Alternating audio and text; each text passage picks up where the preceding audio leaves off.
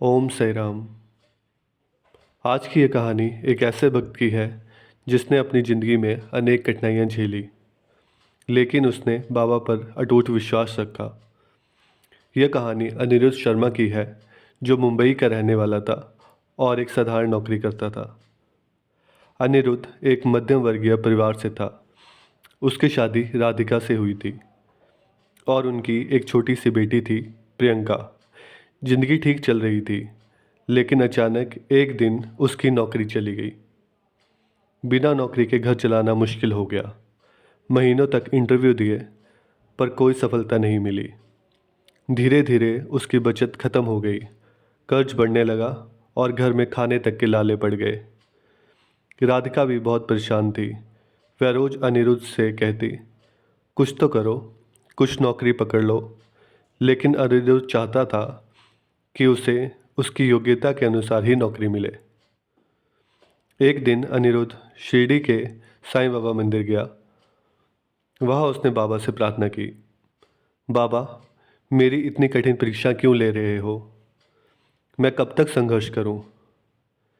तभी उसे अपने मन से एक आवाज़ सुनाई दी, धैर्य रखो, अपने कर्म करते रहो, तुम्हारा समय बदलेगा। वह घर लौटा और अपनी पूरी कोशिश करता रहा। कुछ महीनों बाद उसकी बेटी अचानक बीमार पड़ गई। डॉक्टरों ने कहा कि उसे एक दुर्लभ बीमारी हो गई है, जिसका इलाज बहुत महंगा था। अनिरुद्ध के पास पैसे नहीं थे। उसने अपने सारे दोस्तों से मदद मांगी, पर किसी ने हाथ नहीं बढ़ाया। बैंक से लोन लेने की कोशिश की, पर रिजेक्ट हो गया। अब उसे लगने लगा कि साईं बाबा ने भी उसकी नहीं सुनी।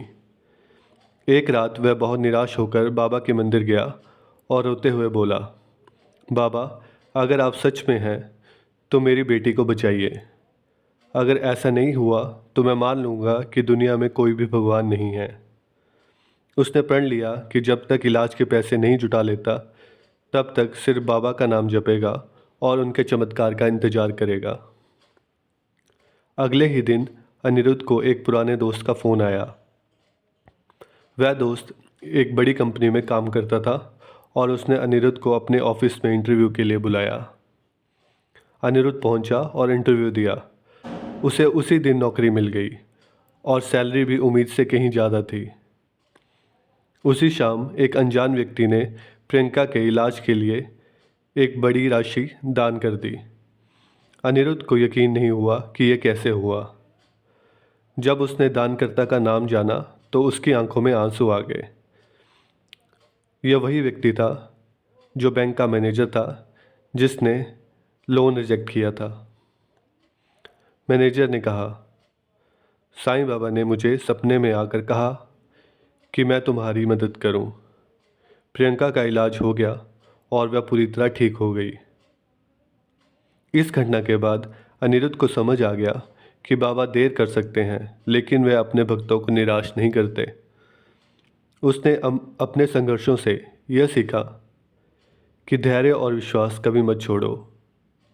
जो भी हो, जो भी हालात आए, बाबा पर भरोसा बनाए रखो।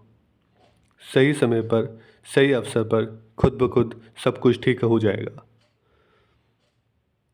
अब वह हर गुरुवार को मंदिर जाता और ज़रूरतमंदों की सहायता करता। उसने अपनी ज़िंदगी में कभी भी बाबा को नहीं छोड़ा और बाबा ने भी कभी उसको नहीं छोड़ा। अगर आप भी किसी मुश्किल दौर से गुजर रहे हैं तो इस कहानी से सीखिए कि बाबा आपकी परीक्षा जरूर लेते हैं, लेकिन जब वे कृपा करते हैं तो ज़िंदगी बदल जाती है।